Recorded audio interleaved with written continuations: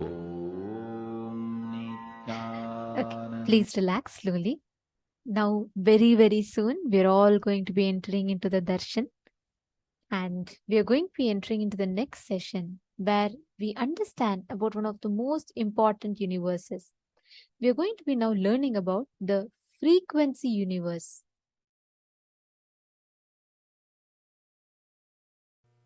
Ability to convert the number into frequency. Understand? Listen now.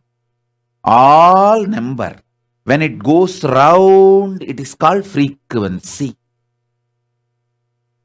0 is just converting number into frequency. Like a plus 1, 2, 3, 4, 5 becoming minus 1, 2, 3, 4, 5 becoming circle happens centered on 0. Grasp it. Converting number to frequency, number to circling is centered on 0. If it is just plus, it is logic, number. If it is plus and minus, it is frequency, circle. How many of you are getting it? Plus and minus together is circle, frequency. The number becoming frequency happens centered on 0.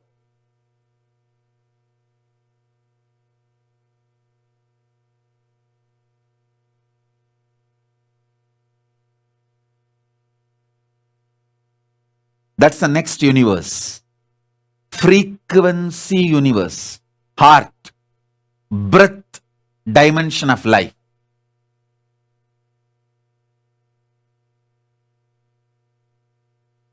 Number just flowing, linear motion is length, logic.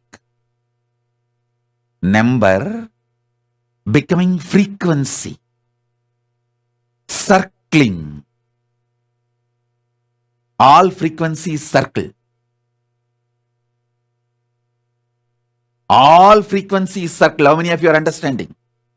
All frequency is just circle.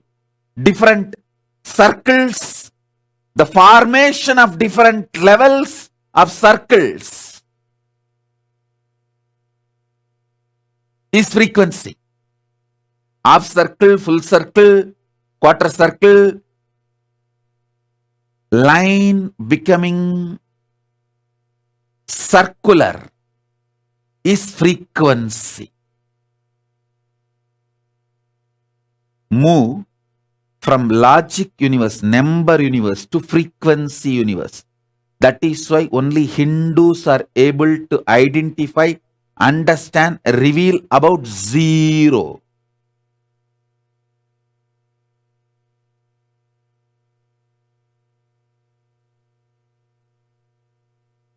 Because it is centered on 0, logic becomes frequency.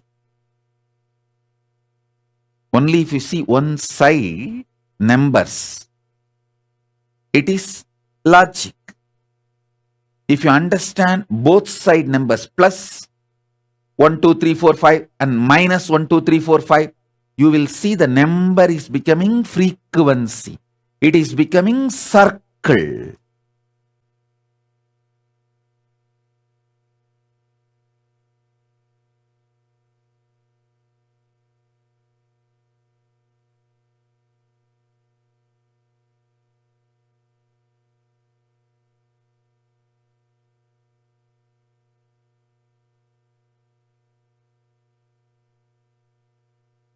Digit becoming mother tongue, getting processed, the result again becoming digit is only the number universe. Digit becoming mother tongue and your emotion frequency, which is deeper than your mother tongue, getting processed as frequency, again getting converted into your mother tongue, and becoming number is the next parallel universe called frequency universe. Is zero is Purna? No. Zero is not Purna, it is Shunya. When zero becomes frequency, I'll give you this example. Listen. See, this is zero. This is Shunya. But when it vibrates, it becomes infinity. That is Purna. Zero, when it vibrates, it's Purna. Purna, when it is dead, it is Shunya, zero. Zero, when it vibrates, when it becomes frequency, it is Purna, infinity. Understand? Zero, when it vibrates, it becomes infinity. Listen to the next important thing. Listen to this. This is too important. See, this whole number becoming frequency, this whole thing, if this is manipulated, operated, fueled by the electromagnetic force, it is called artificial intelligence. This whole artificial intelligence is nothing but playing with the number using electromagnetic force as the fuel. Same playing with the number universe, parallel universe, with consciousness as the fuel was done by our Hindu ancestors in Puranas and Idihasas. With electromagnetic power and nuclear power, if you fuel this number universes, this number rhythms and patterns, it's called artificial intelligence.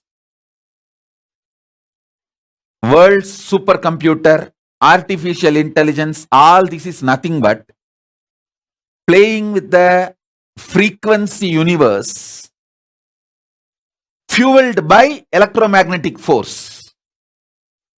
Same, playing with the frequency universe fueled by nuclear force.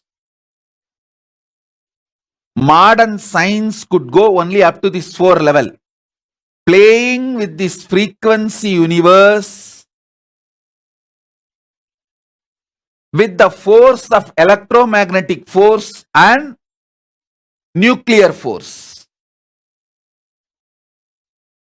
Our ancestors played with the frequency parallel universe through conscious power.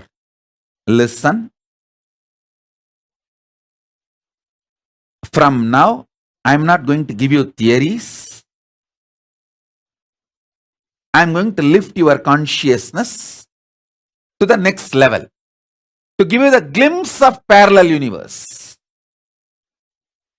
All I need to do is, if I give you even one glimpse of first layer parallel universe, then I can easily take you to the next. The first layer parallel universe only I am pushing.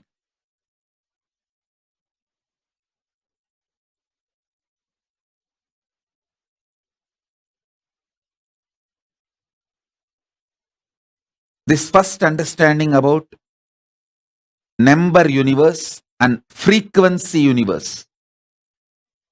If you are able to grasp it, raise your hand.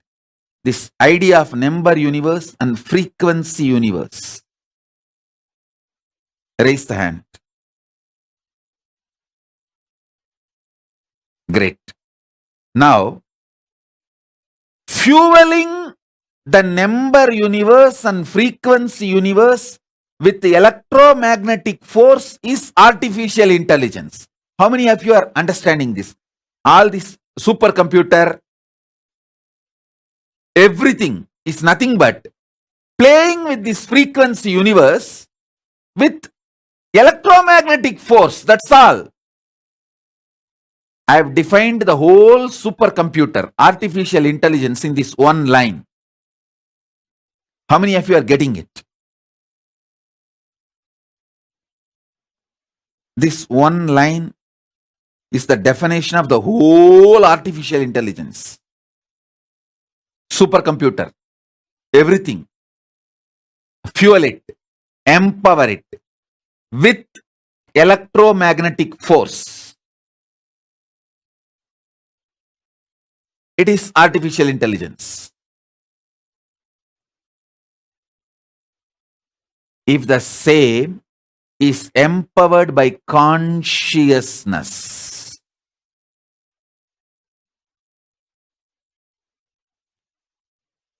you will do billion times better than what artificial intelligence can contribute to the humanity.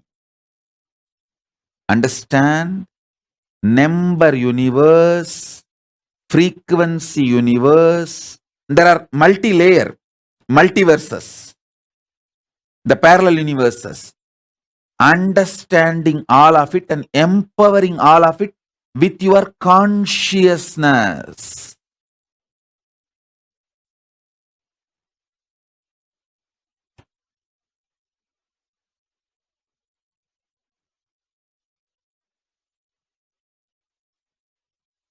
The Pushpa Vimana Ravana used and all is the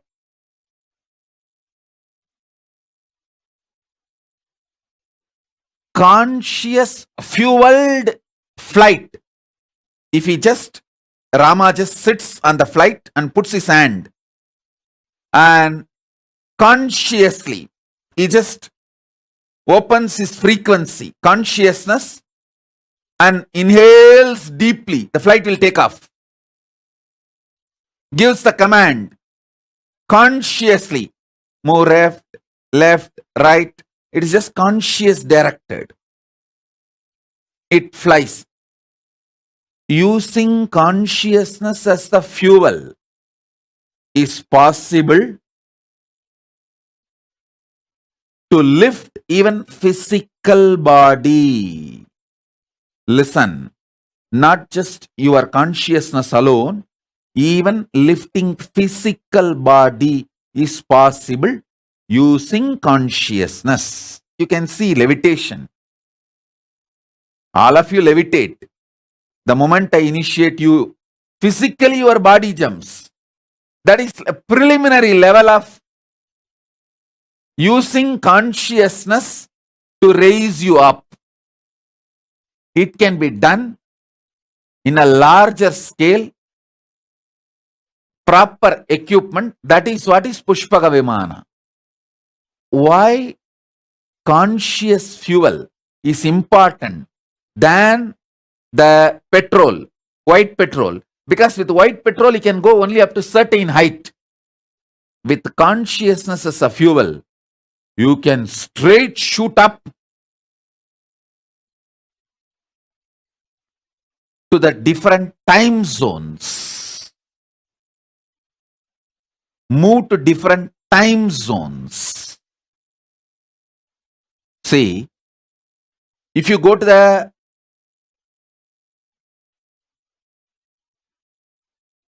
higher altitude, in the world, many governments have established that station in the space research station.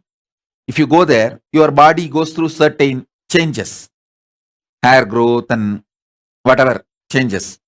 Same way, if your body is lifted with a conscious empowered vehicle to the vertical time zone, it goes through superconscious mutation. That is why if you go to Indraloka, automatically you will have 4 hands. If you go to the Swargaloka, automatically you will grow 2 hands more. Because the superconscious mutation will happen. Listen.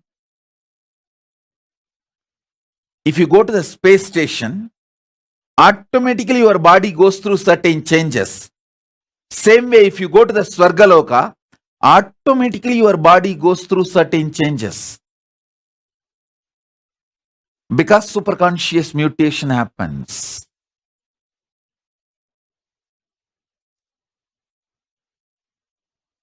Understand this step by step.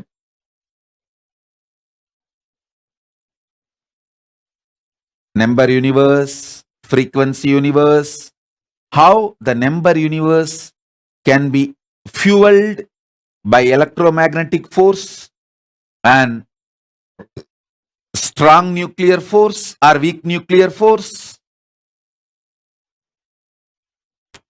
How the same number universe and frequency universe can be fueled by consciousness.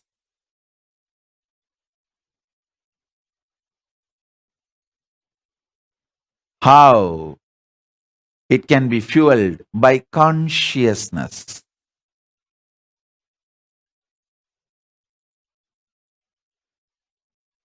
When this frequency universe can be fueled by consciousness, you can be raised to the higher frequencies, vertical time zones. If I infuse,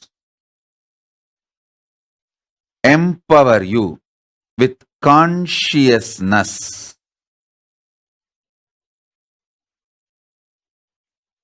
and lift you to the vertical time zone, higher zones, the auspicious changes happens in your consciousness is so much. It does unimaginable superconscious mutations and manifests positively in your inner space. That is what I am going to do now.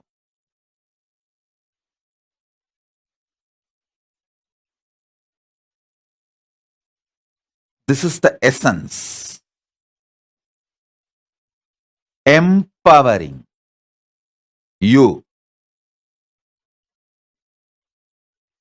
in the frequency universe.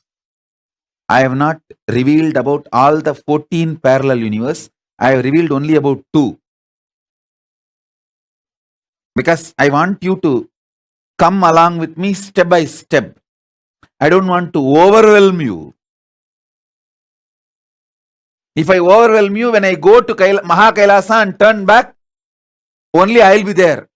All of you are already dropped here and there, gone. Only I am there. I don't want that. When I get down in Kailasa from my Pushpaka Vimana, I want all of you with your luggage getting down along with me. I don't want you to get dropped here and there. On the way, oh, Swargaloka, few people got dropped. Then Makarloka, few got dropped. Then Janoloka, some got unloaded. And Kailasa, when I reach and sit, only I am there. Hey! Ekada poninga?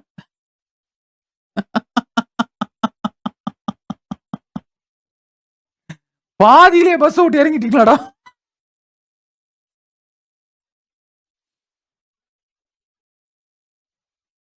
So that is why I am raising step by step.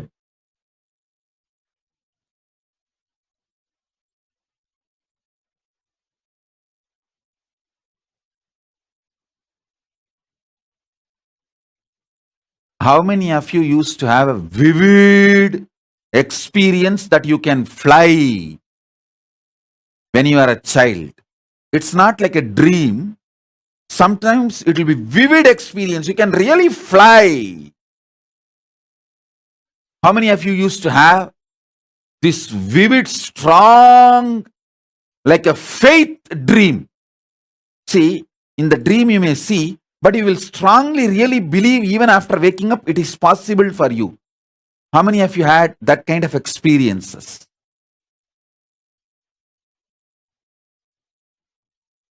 See, having that kind of experience is actually empowering you in frequency universe through your consciousness, through your state of consciousness.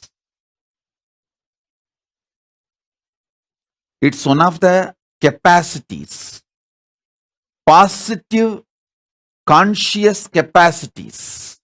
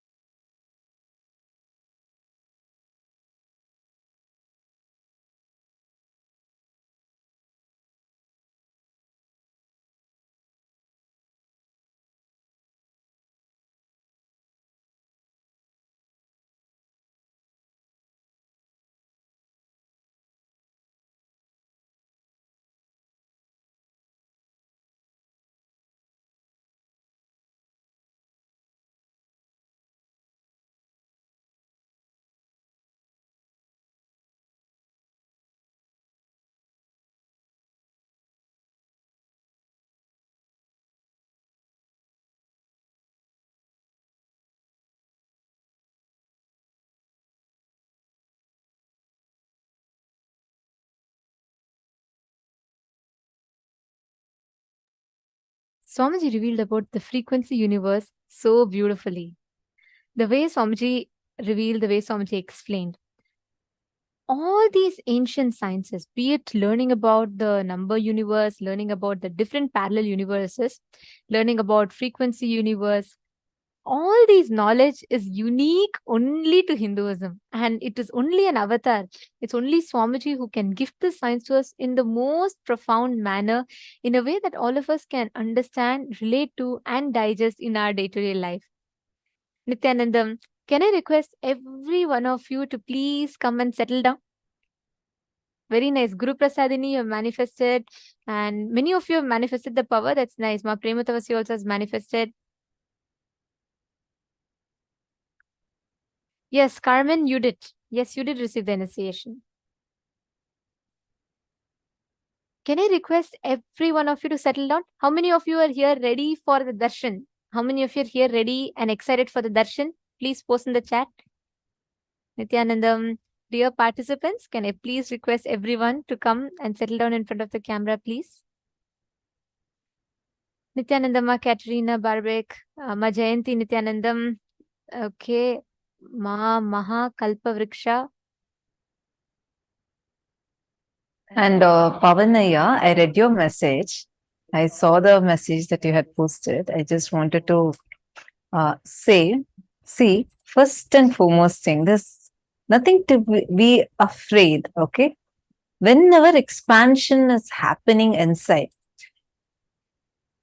reacting to it with fear is something like a tendency that we humans have. We usually think, oh, we are afraid of things being small. You're not, we are never afraid of our smallness. We're only afraid of our bigness. We're very afraid to face our bigness. That's why if someone tells you that, oh, you are, if someone tells you you are bad, you are this, you're something wrong with you, you would immediately believe that person. You will feel like you either will react to them or you would feel inside that, oh, what they are telling might be true.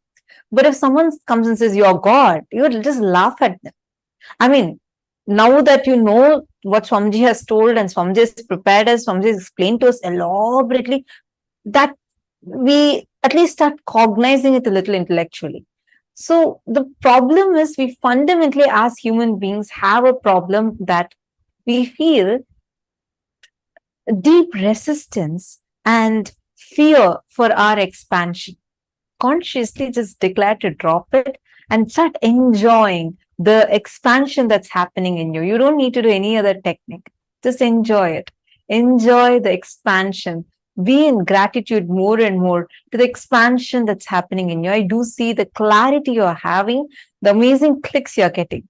So it's a beautiful expansion that Swamiji is giving to you. Just enjoy it and cherish it. You would see the more and more gratitude you have to the blessings of the knowledge, tremendous knowledge that you are being blessed with, you would see the intensity with which the knowledge is again getting revealed to you would become more deeper. And this whole time, once again, like the whole Paramashivoham is happening in the most auspicious of times. It is this time where the Navaratri, the grand Navaratri celebrations are happening, starting from the 14th of October, where each day, the Navaratri actually means 9 nights of intensity, where the divine cosmic mother makes herself available, easily accessible to the whole world.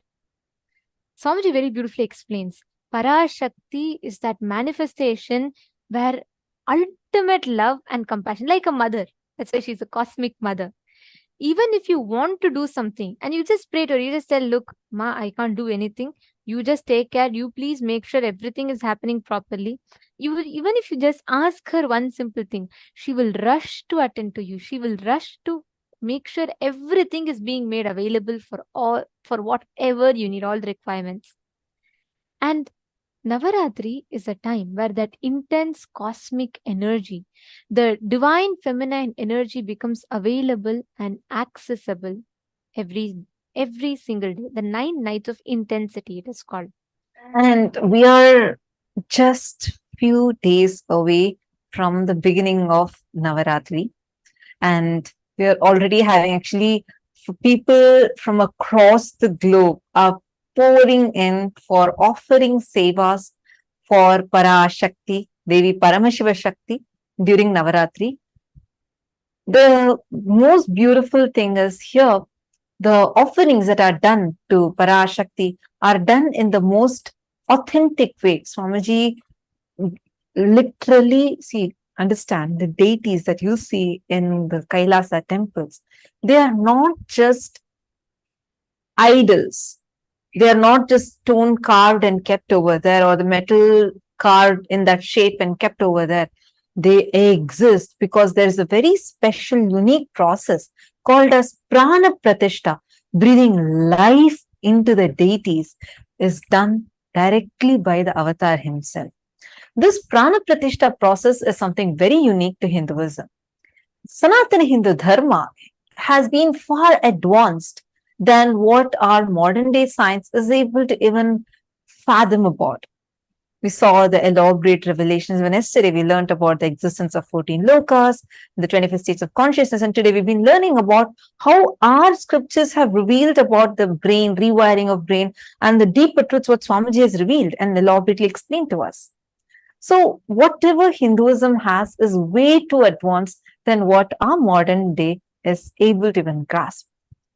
One such advanced science is birthing of the deities, where the gods, goddesses who exist, really exist in the parallel universes, their deities are created and their energies invoked into the deities such that the very consciousness of those deities of those gods and goddesses start reflecting in these deities.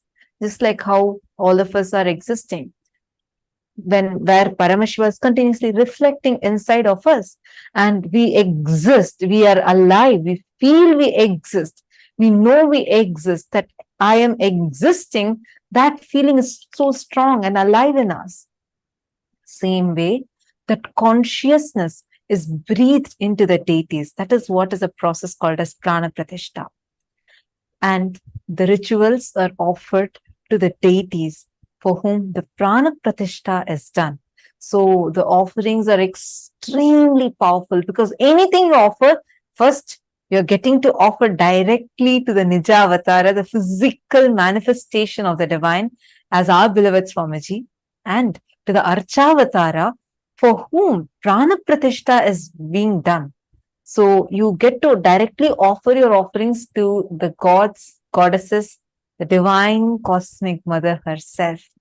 And the most powerful way to connect to that cosmic mother, Devi, Parashakti, is through a very powerful ritual called Chandi Homa. Swamiji tells very beautifully that though Swamiji is himself, like Swamiji is telling the whole world, Swamiji is reviving the Shaiva Sampradaya, but Swamiji personally in his life, Swamiji is a Shakta. Means from his young age, Swamiji carved Devi, Swamiji, that's what it is, right? Paramashiva comes down and he worships Paramashiva Shakti.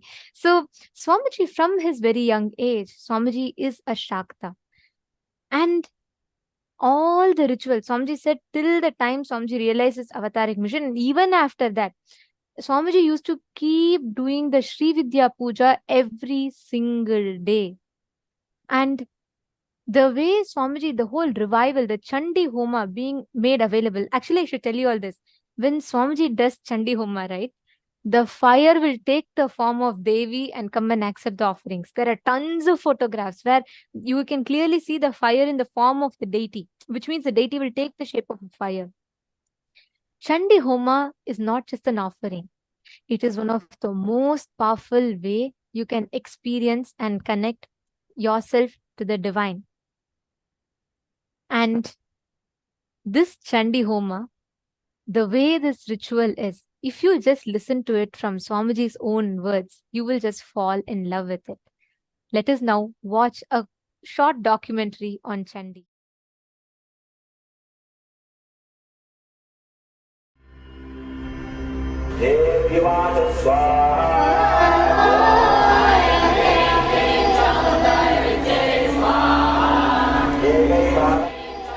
I tell you, I am chanting Chandi from the time I remember me. Maybe at the age of 2 or 3, I heard Chandi being chanted, then started chanting. I chant Chandi from the age of 2 or 3. First listening, then chanting. It is something extraordinary to awaken all the life energies in you. It is such power. The word such energy. Devi Mahatmyam means glory of the goddess Devi. This 700 verse chant is a part of the sacred scripture Markandeya Purana. It extols Devi as the mother Chandi, who is the glorious embodiment of goddess Durga, power, goddess Lakshmi, abundance, and goddess Saraswati, knowledge. This chant is also called Chandi or Durga Shaptasati. It is chanted for us to destroy our inner negative thoughts and demonic tendencies and emerge as the divine embodiment of Devi, manifesting power, abundance, and knowledge. The Devi Mahatmyam describes a time in human history when negativity and destruction pervaded planet Earth, symbolized by demonic energies. All the gods prayed for Devi Parashakti to destroy these demonic forces. Devi Parashakti assumed a ferocious warrior form and slayed the demons through illustrious battles. In the divine life of the Supreme Pontiff of Hinduism, Jagat Guru Mahasannidhanam, His Divine Holiness Bhagavān Nithyananda Paramashivam, chanting Chandi and offering the Chandi Homa is one of the most intimate practices which he has done as a part of his personal worship and a part of his guidance and teachings for millions across the world, including thousands who seek to experience the same oneness with Parashakti which he radiates. The Vedic tradition, there are two literature, two 700 slokas which can directly give you to enlightenment. One 700 sloka is philosophy, Bhagavad Gita. The other 700 sloka is technique, Chandi, Sabdasati. Bhagavad Gita is linguistic importance. Understand, try to practice. Chandi is phonetic importance. Just reciting, it can lead you to enlightenment. With Chandi, it is working on sound, just a very phonetic sound. Chant or listen, enough. Work happens inside you. That is the ultimate sound vibration. When you recite, you can feel inside your body that creativity getting expressed.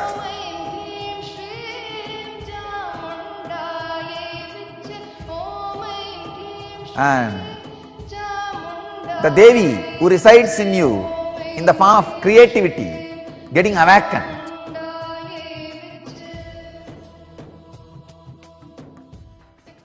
Today, revered and worshipped as the Pushpa Samadhi of His Divine Holiness and preserved in the sovereign archives is the Devi Mahatmyam book, which was used by His Divine Holiness from around the year 1995 in the preliminary years of his mission, when he was volunteering in the Ramakrishna Mutt in Mylapore, Chennai.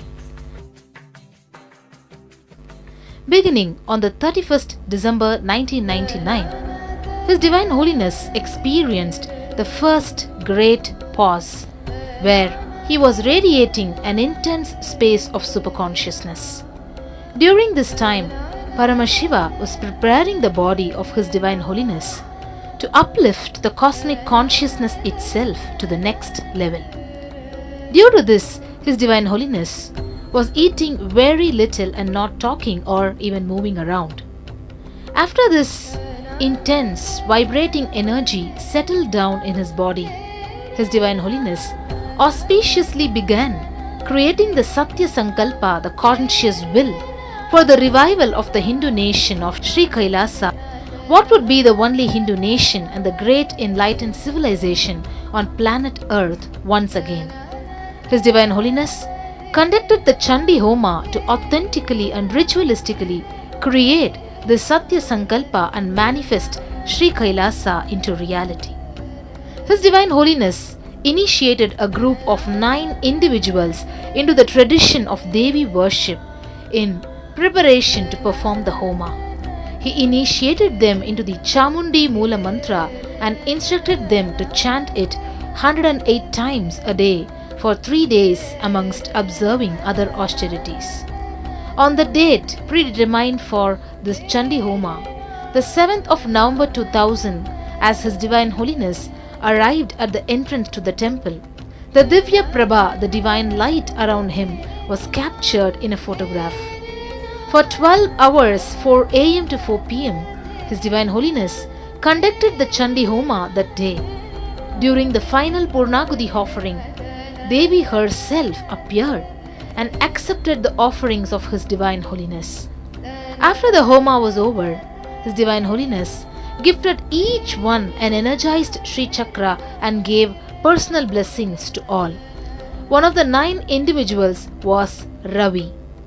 Ravi Ayya remembers how His Divine Holiness revealed where Devi Parashakti herself did tapas and guided Ravi and the other temple administrators to build a temple in this area for Parashakti.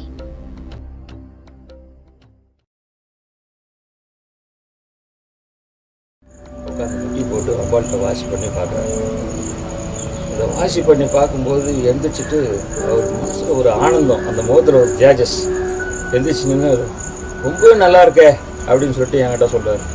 அம்பாளுடைய ஒரு நவசண்டி ஹோமம் பண்ணுங்க, அதை நானே முன்னே நின்று நடத்தி வைக்கிறேன், நானே செய்கிறேன், உட்காந்து செய்கிறேன்.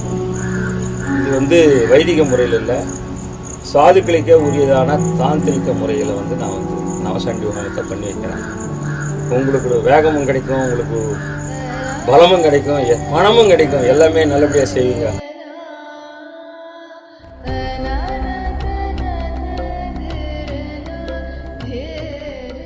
With idea of success, you will always be wavering. With idea of excellence, you will always be grounded. If you see the earliest photographs, videographs available to us, me conducting any public event, public programs, or my enriching activities, me doing Chandi Homa in Thiruvannamalai and Kaundappadi. Understand, if you see those photographs detailed, whether the side tables or the tables covered with a clean white cloth, or my hand key, or everything needed for the sacred rituals, the way it is arranged. In those days, I did not have even one assistant. I was all alone. Understand, if you see those photographs, you can see very clearly. From that time, I started my life until now. It is all about excellence. I consider excellence means intensity with which we connect with Devi and the power of Devi manifests, Parashakti manifests. That's all. Excellence makes you excited more and more.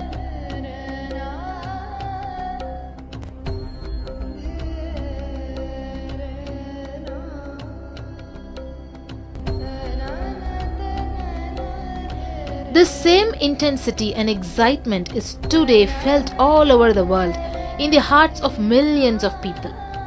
The conscious resolution, the Satya Sankalpa that His Divine Holiness made in the year 2000 with this Chandi Homa has blossomed into fruition into a full-fledged nation, Kailasa.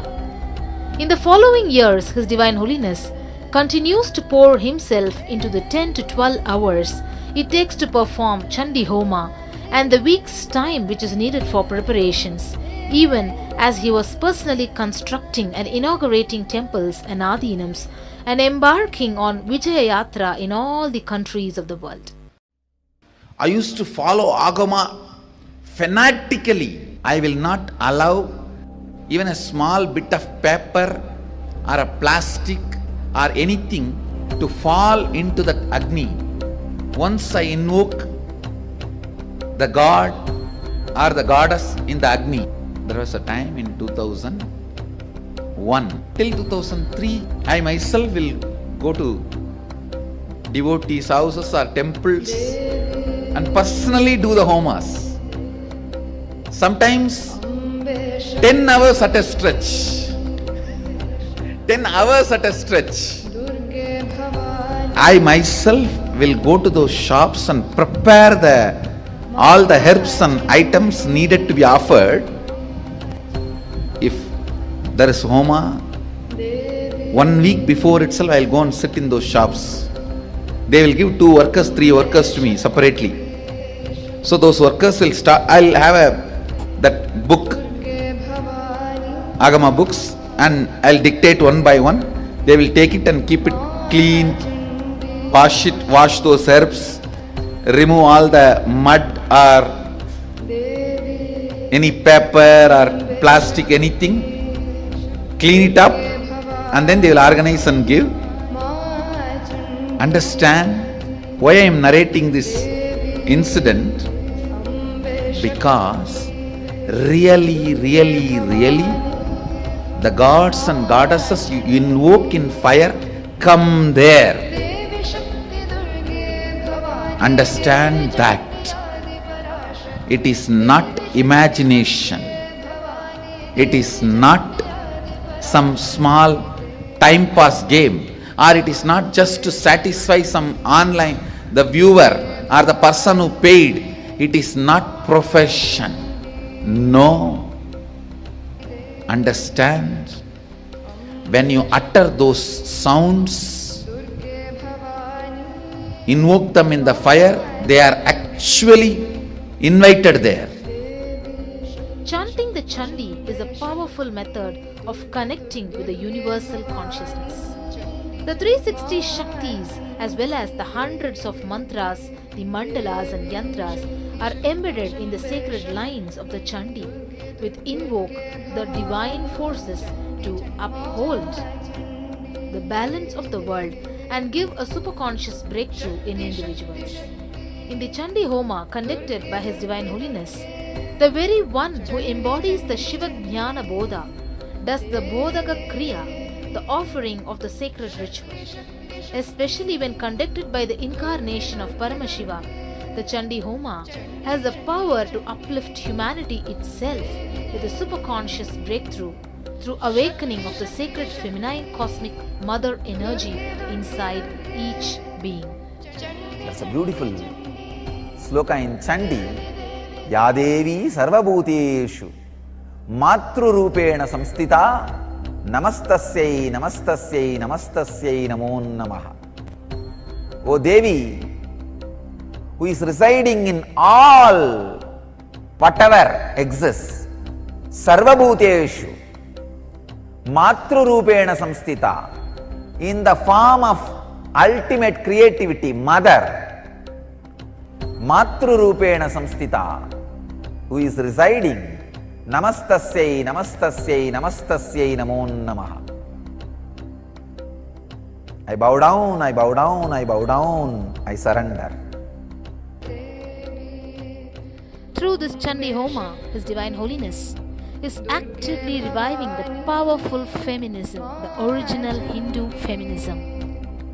During one of the final offerings of Chandi Homa, 9 young girls, 4 boys and 9 married women are worshipped as the Navakanya and Vaduka Bhairavas and Navadurga. The unique phenomenon that makes Chandi Homa being offered in Kailasa so special is that all of the Suvasinis, the Kumaris and Bhairavas are initiated to manifest the Shaktis by incarnation of Paramashiva himself, His Divine Holiness.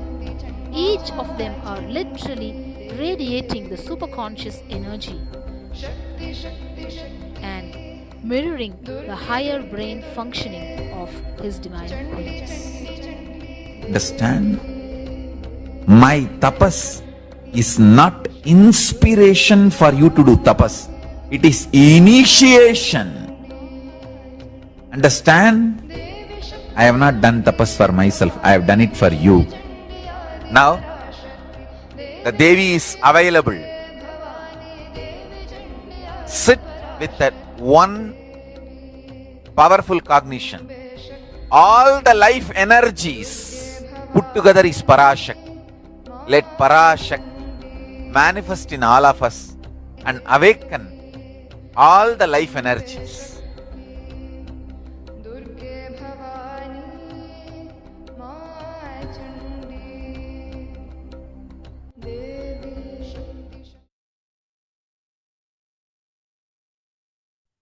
Understand this extremely powerful, most authentic Chandi Homa that Swamiji himself sat the chanting, starting from going to the shop, getting the agamic books, based on those references, getting the herbs that are needed, the items that are needed, micromanaging them, and arranging the whole Homakunda from early morning till night for 12 hours without moving from the place. He himself doing the Homa, he himself chanting, doing all the tapas. And just for the sake of each one of us, he does all the tapas and did the Chandi Homa and started this eternal ritual which has been happening every single year in Kailasa. We have been doing this Chandi Homa throughout this Navaratri. The 10 days, it's going to be a grand celebration with Chandi Homa happening every single day for 12 hours straight. Each day, 12 hours. This is what Swamiji did, where at that time, there was no one else who was going to sit and assist, help. It was only Swamiji, just a young village boy from a remote village who just with his clear vision to revive Sanatana Hindu Dharma to its fullest glory. And it's so beautiful to see so many of you have posted in the chat how Swamiji has gifted. Ma Premakarani saying it is so powerful, you can just feel the energy. And Ma Yogananda Rupini has posted eternally grateful. And oh my God, so many of you have posted the way you have enjoyed this Chandi Homa, this documentary.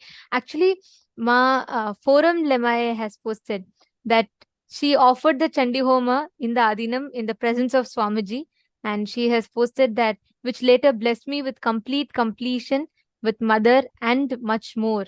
And she says, what Bhagavan has blessed to us is beyond anything, lifetimes of showering. Absolutely. This Chandi Homa is so powerful. It can not just, it will bestow you with the grace and blessings of the cosmic mother. You will see any inauspiciousness in your life will just be burnt with the power of Chandi Homa. No enemies, enmity, or even your incompletions will have power over you. It's extremely, extremely powerful. As Swamiji was saying, this is not of linguistic importance. Bhagavad Gita, you need to cognize, understand, and live it. Chandi Homa is of phonetic importance, means with just the vibration, the chanting of Chandi. Swamiji started chanting Chandi when Swamiji was just 2-3 years old kid. From that time till now, this performing Chandi Homa, and that too in the most authentic way, whether gathering the 108 herbs that are needed and getting everything. We all saw, right? Like how grandly Swamiji was offering the Chandi Homa. That exact ritual is what is going to be done during the Navaratri. So whoever wants to offer, whoever wants to be a part of this offering, you want to perform this Chandi Homa, you want this Homa to be offered for you, you can sign up. Take a moment, go to kailasa.org, events.kailasa.org/payment. And in that's the sign up link. You all can click that sign up link and just register yourself. Our team would immediately reach out to you and help you with how you can offer. And anyone who is interested, all the participants and viewers that are interested, you can just post here in the chat. Actually, Ma Aina has posted. She said, it's so beautiful to see Paramashiva offering rituals to Devi Parashakti. Absolutely. Imagine Paramashiva himself has come down and Paramashiva himself is doing the rituals for Devi Parashakti. That itself, like Swamiji said, it is not it's not like a profession. It is an experience. It's a divine connection. You can literally touch, feel, and experience the divine energy in front of you. Chandi Homa is one of the most beautiful ways that you can connect to the divine cosmic mother. See, there are tons of rituals you can do. You can do in any other places. But the end result, ritual itself is powerful. Many times we are not sure if the ritual, the person who's offering or the way the ritual is done, how authentic it is. Because now there are like hundreds of options available and we don't know. But here, Paramashiva himself accepts, Paramashiva and Parashakti themselves accept. You can be like 100% sure that your Homa has reached to the right source. And you can be 100% sure that the way the rituals are done and what rituals are done, each of them are personally micromanaged by the Supreme Pontiff of Hinduism himself. Actually, you all could see in that video, there was a clipping where they showed when Swamiji was walking. Even as the Homa was happening, Swamiji was actually sitting in the Simhasana and Swamiji was saying the corrections. Swamiji did. He himself sat, did the rituals for hours together and showed. And not just that, even when the sannyasis are getting trained, Swamiji himself will sit next to them, make sure every inch is done authentically. To this day, Swamiji himself micromanages.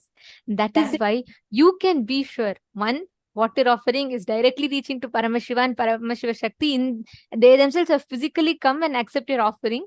And second, you can be sure that every step of the process is done exactly authentically as per the Agamas. Every one of you, this Navaratri is the time to connect with Devi.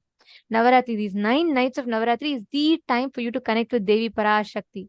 So understand, the next 9 days, anybody who wants to offer Chandi Homa, this is the best time.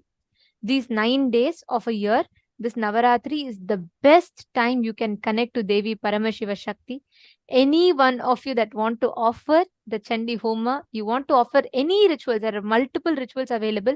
You want to offer any rituals to connect, please go ahead. You all can sign up in the link as shown.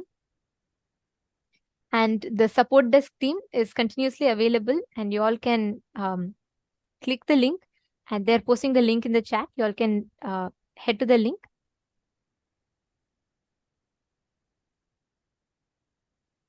Yes.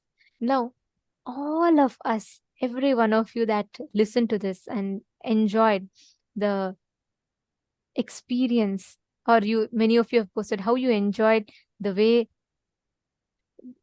that whole documentary, seeing Swamiji offering rituals and especially understanding about this Chandi Homa. Please understand, with Paramashiva, when an avatar's energy is there, it is not just a mere ritual, but a very powerful way to experience the divine, to experience the way the divine manifests. Now, every one of you that are sitting here, connect intensely, and anyone who's feeling like, oh my God, I really resonate with this. Let me offer this for Swamiji.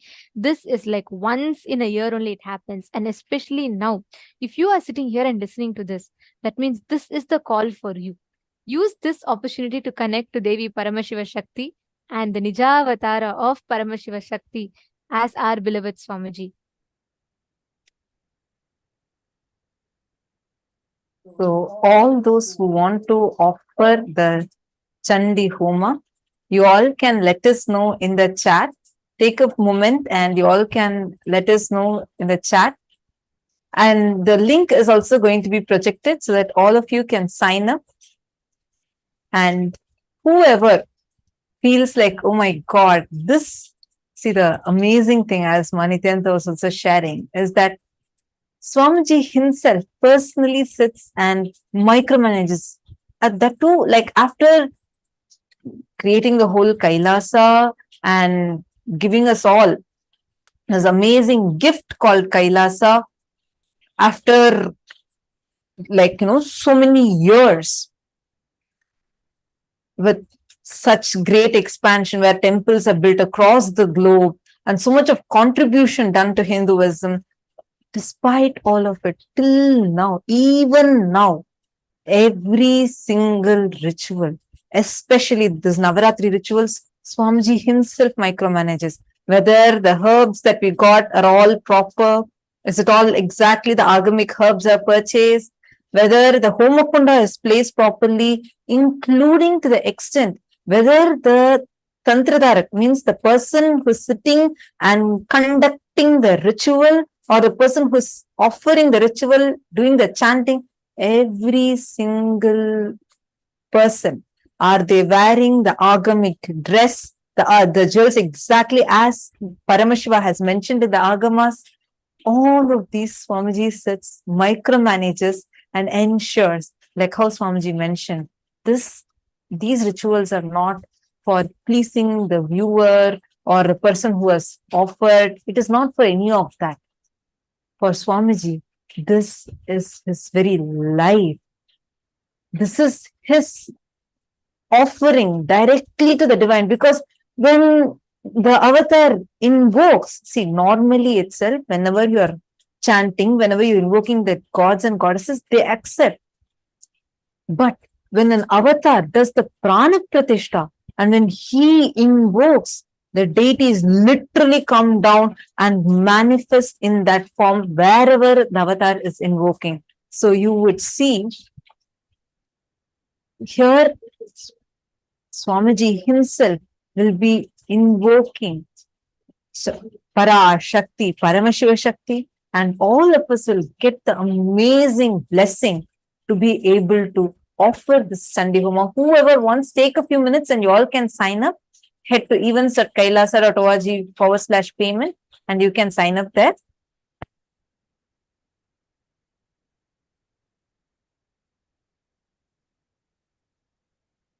Now it's time that all of us prepare ourselves for the darshan. And today, as all of us know, we are having the darshan of Bhagavān Sadashiva Murti. And now let us all prepare with chanting the Dhyana Shloka of Bhagavān Sadashiva Murti.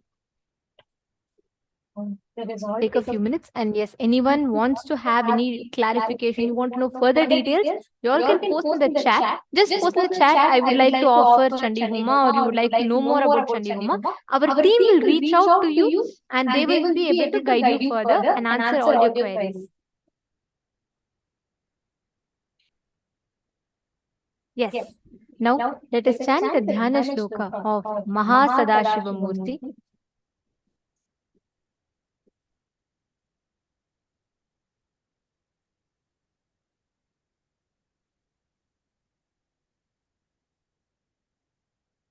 Mahakailasamurtidhyanam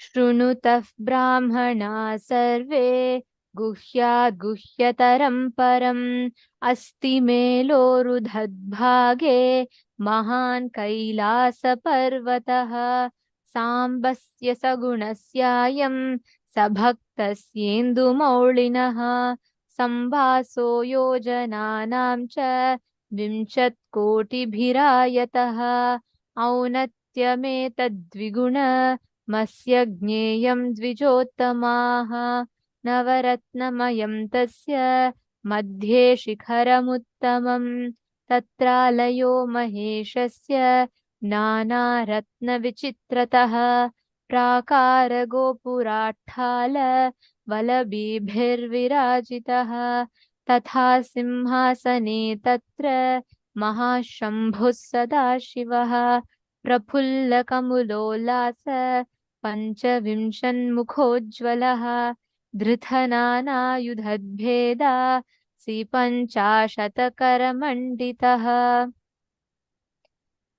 Phulla Rakta मुक्ताम्बुजाक्तात बाह्वप्रियगुलोज्ज्वलः विचित्ररत्नखचित भूषणैरपि भूषितः अनेककोटिः सूर्याभ परमानन्दविग्रहः अप्राकृततनुः श्रीमान् लक्ष्यलक्षणवर्जितः यतो वाचो निवर्तन्ते अप्राप्य मनसा सह गङ्गाश्रयजटाजूटश्चन्द्रशेखारिभूषितः भस्मो धूलि सर्वाङ्गे व्यालयज्ञोपवीतवान् कपालमालाधारी च व्याघ्रचर्माम्बरावृतः प्रतिवक्त्रं त्रिनयनो भक्तसर्वार्थसिद्धिदः प्रसार्य दक्षिणं पादं